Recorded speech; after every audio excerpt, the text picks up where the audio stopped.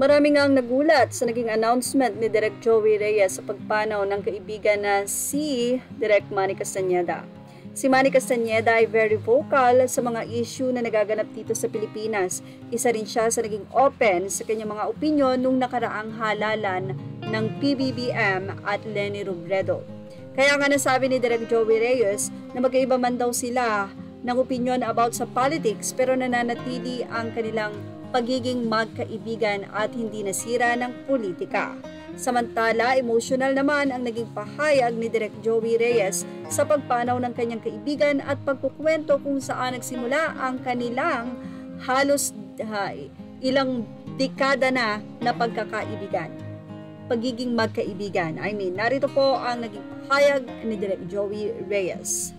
Una sa naging post ni Direk Joey Reyes, nitong June 30, sinabi niyang, "I'm in pain, my heart is so broken, I love you my friend, I will miss you so badly." At nito nga lang, araw ng Lunes umaga ay ibinahagi na nga ni Direk Joey ang pagpanaw ng kaibigan na si Direk Manny Castañeda.